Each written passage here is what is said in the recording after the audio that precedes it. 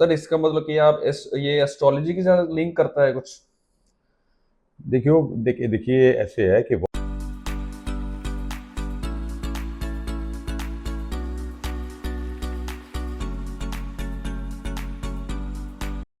जैसे कि सर हम आप 20 ईयर से आप जुड़े हुए हो real estate and vastu related. आप टीच भी करते हो, उसको अप्लाई भी करते हो, खुद पे बिजनेस पे भी अप्लाई करते हो। आजकल वैसे भी हम सोशल मीडिया जब भी ओपन करते हैं वहां पर इसी सब्जेक्ट से रिलेटेड मतलब वीडियोस क्लिप होती है कि ये कर लो वो कर लो। और आप हमें गाइड करेंगे कि हमारी लाइफ इसी से सक्सेस हो सकती है या कोई और भी चीज है, मतलब आप कैसे मतलब करेंगे, हम आप थोड़ा एक्सप्लेन कर सकते हैं इस चीज को? देखिए देखिए ऐसे है, जो हमारी लाइफ है ना, मतलब एक तो जैसे आप इस फिजिकल वर्ल्ड में हो, जी। है ना। फिजिकल वर्ल्ड में आप कुछ भी क्रिएशन करते हो, कुछ भी आप स्ट्रक्चर डेवलप करते हो, कुछ भी तो उसके लिए आपको फिजिक्स को के जो उसके प्रिंसिपल्स हैं वो आपको इम्प्लीमेंट करने पड़ते हैं। आप कुछ स्ट्रक्चर, कुछ भी आप कोई बिल्डिंग बना रहे हो, कोई ब्रिज बना रहे हो, कोई पुल बना रहे हो, उसमें आपको फिजिक्स के जो उसके प्रिंसिपल्स हैं वो उसके बिना आप उसको स्टेबिलिटी दे ही नहीं सकते। तो इम्प्लीमेंट करने ही पड़ेंगे, नहीं करोगे तो अपने वो उसके बिना पॉसिबल ही नहीं है। तो उसमें क्या कंसिडर किया जाता है, उसके जो अपनी अर्थ प्लैनेट की जो ग्रेविटी होती है ना, उसके हिसाब से कैलकुलेटिव उसमें उसके ऊपर कितना वेट डलेगा, कितनी उसकी ग्रेविटी बढ़ जाएगी, तो उस हिसाब से उसमें आयरन डालना, ये सिस्टम इम्प्लीमेंट करना पड़ता है।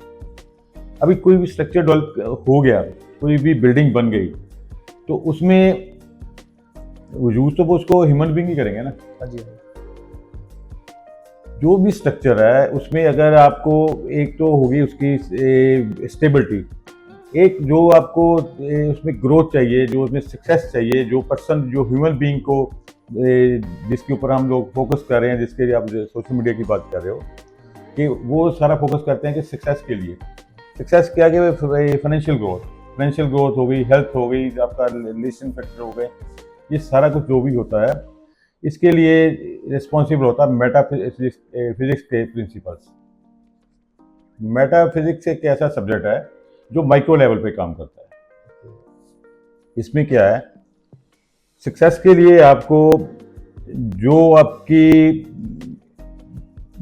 एक ज्योमेट्री एंड एनवायरनमेंट, ये मैटर करती है बंदे की ह्यूमन सक्सेस के लिए। सबसे पहले हम ज्योमेट्री की बात कर लेते हैं। ज्योमेट्री शेप जो है ना, ये पूरे यूनिवर्स में ज्योमेट्री का एक अपना रोल है। जो अब अगर अपनी आप अभी तो हम आप बात कर रहे हो स्ट्रक्चर की, आप कर रहे हो किसी बिल्डिंग की बात कर रहे हो, आप पूरे यूनिवर्स को भी अगर इसमें देखोगे ना, पूरा यूनिवर्स वो उसमें एक प्रॉपर ज्योमेट्री है। जो हमारी गैलेक्सी है ना, उसकी भी एक अपनी शेप है, प्रॉपर शेप है। वो हमारी जो गैलेक्सी है उसकी स्पाइरल में है, हमारी स्पाइरल शेप है। तो ज्योमेट्री ऑलवेज मैटर। ज्योमेट्री को अप्लाई कैसे करना है, दिस इज एक वास्ट सब्जेक्ट। मैं अभी ऐसे बोलूँ कि मतलब इसको आप इसको डिज़ाइन ऐसे कर लोगे तो सक्सेस मिलेगी, इसके लिए तो आपको बहुत से हमको इसके लिए वीडियो आपको के लिए इंफॉर्मेशन के लिए मेरे को देने पड़ेंगे कि इसमें बहुत से फैक्टर कंसिडर करने पड़ेंगे। अभी आज हम बात करें कि इसका रोल है या नहीं है। ज्योमेट्री ऑलवेज मैटर्स, क्योंकि बहुत से स्ट्रक्चर ऐसे आपने देखे होंगे कि स्ट्रक्चर बन जाते हैं, ठीक है ना, तो वो खाली पड़े रहते हैं। बिल्कुल बिल्कुल। कई ऐसे होते हैं छोटी छोटी यूनिट होते हैं, वहाँ से लोग इतने सक्सेस होती है, इतने हैप्पी अपनी लाइफ स्पेंड करते हैं। वो उसमें सारा का सारा रोल जो होता है वो उसका होता है अपने उसकी ज्योमेट्री का। ज्योमेट्री के बाद दूसरा फैक्टर आता है इसमें, एनवायरनमेंट। एनवायरनमेंट में क्या होता है कि उसमें इसको आप कोई भी नाम दे लो, जो मैं ज्योमेट्री और ये एनवायरनमेंट की बात, उसको वास्तु बोल दो, फैंग बोल दो, कुछ भी बोल दो, लेकिन बेसिकली हम इसको, मैं बोलूँगा इसको आपको यूनिवर्सल ज्योमेट्री की बात करूँगा। Geometry always matters. दूसरी एनवायरनमेंट। एनवायरनमेंट में क्या होगा, उसमें हम एलिमेंट कंसिडर करेंगे। एनवायरनमेंट में बहुत से फैक्टर होंगे, हम यहाँ पे बैठे हुए हैं, आप कोई भी आर्टिकल देखोगे उसकी अपनी फ्रिक्वेंसी होती है। मतलब आपने वहाँ पे क्या स्टोर किया हुआ है, कैसे आपको स्टोर किया हुआ है, कहाँ पे स्टोर किया हुआ है, मतलब उसमें ज्योमेट्री में आप अगर स्ट्रक्चर की बात कर रहे हो, आपने आपका लिविंग रूम कहाँ पे, आपका बेडरूम कहाँ पे, आपकी किचन कहते हैं, ये ज्योमेट्री, ठीक है ना। तो इसमें उसकी डायमेंशंस क्या आ रही हैं, उसकी शेप क्या आ रही है, उसकी प्रोपोर्शंस क्या आ रही है, उसके लेवल्स क्या आ रहे हैं, कहाँ से डाउन हो रहा है, कहाँ से अप हो रहा है, everything matters. In the same manner जो एनवायरनमेंट की हम बात कर रहे हैं, एनवायरनमेंट में क्या होता है, अगर हमने ज्योमेट्री प्रॉपर भी उसमें शेप दे भी ली, उस प्रिंसिपल को फॉलो कर भी लिया, तो अगर एनवायरनमेंट उसकी प्रॉपर नहीं दे रहे, एनवायरनमेंट में आप यू कैन अंडरस्टैंड कि उसके कलर स्कीम आ जाएगी, उसकी आपकी सराउंडिंग्स आ जाएंगी, वहाँ पे आप कुछ नेगेटिव कुछ आर्टिकल्स कुछ भी हो सकते हैं, उसकी अपनी एक फ्रिक्वेंसी होती है, यू कैन चेक फ्रिक्वेंसी, ठीक है ना। तो हमने क्या करना, ट्यूनिंग क्या होनी चाहिए, आपकी हायर फ्रिक्वेंसी के साथ आपको ट्यून करना है through geometry and through environment, ठीक है ना। तो एनवायरनमेंट में इसमें मतलब अभी मैं अगर बात करूं तो इसमें अलग अलग एक एक मतलब पॉइंट के ऊपर काफी लंबी डिस्कशन आ जाएगी। मैं आज हम जनरल में आपको एक्सप्लेन कर देता हूं कि दो फैक्टर इन्वॉल्व होते हैं इसमें, बंदे किसी भी स्ट्रक्चर के, उसकी ज्योमेट्री, वो आपकी एनवायरनमेंट। तो हुण सर इसका मतलब कि आप ये एस्ट्रोलॉजी के साथ लिंक करता है कुछ? देखिए ऐसे है कि वास्तु एक इंडिपेंडेंट सब्जेक्ट है, इसका एस्ट्रोलॉजी से कोई लिंक, ओके, और ना ही इसको लिंक करना चाहिए। मैं तो इसको स्ट्रांगली बोलूंगा, ज्योमेट्री और इसको एनवायरनमेंट को इससे बिल्कुल लिंक नहीं करना चाहिए। मैं ये नहीं कहता कि एस्ट्रोलॉजी को, जो एस्ट्रोलॉजर है उसका अपना एक सब्जेक्ट है, हम उसकी बात ही नहीं कर रहे, किसी को उसमें एंटर मत करो, ठीक है ना। देखो ऐसे होता है, एस्ट्रोलॉजी की अगर आपने क्वेश्चन आपने किया है, मैं आपको बताता हूँ। जी सर। आप किसी सेलिब्रिटी को पकड़ लो, किसी भी वीआईपी को पकड़ लो, उसका आप डाटा ले लो, डेट ऑफ बर्थ टाइम ले लो, ठीक है ना।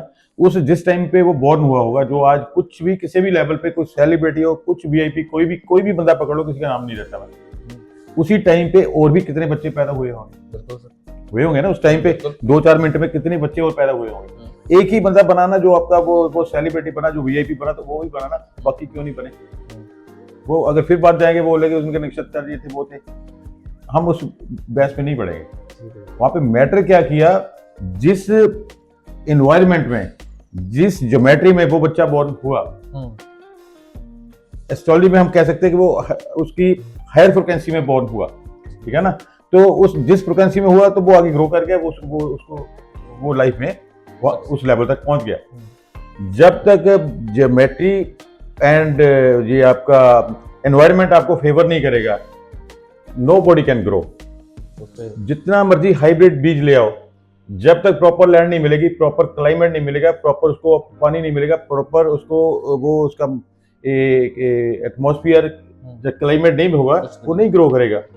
वही बीज, एक बीज आप किसी मतलब जो अच्छी सॉइल है वहां पे उसको प्लांट कर दो, एक वहां पे जहाँ पे इसको प्रॉपर एनवायरनमेंट नहीं मिल रही, बीज जितना मर्जी अच्छा हो, वो नहीं ग्रो करेगा। ग्रोथ कहाँ पे मिलेगी, जहाँ पे एनवायरनमेंट प्रॉपर होगी, जहाँ पे ज्योमेट्री प्रॉपर होगी, ठीक है ना। और इन द सेम मैनर अभी मैं आपकी बात कर देता हूँ, एक ही घर में अगर एक बंदा हायर फ्रिक्वेंसी पे वो उसकी ट्यूनिंग हुई है, उसकी आने वाली जनरेशन भी हायर फ्रिक्वेंसी में होगी। उस फैमिली में, उस स्ट्रक्चर में, उस एनवायरनमेंट में जो भी नई जनरेशन आएगी, उस सारी की सारी अच्छी जिंदगी स्पेंड करेंगे। और आपने देखा होगा कि एक जहाँ पे इसको अगर हम अपोजिट ले लें, वाइस वर्सा कर लें, कि जहाँ पे वो चीज़ नहीं होती, लो फ्रिक्वेंसी वाली मैचिंग होती है, वहाँ पे आने वाली जनरेशन भी डिस्टर्ब होती हैं।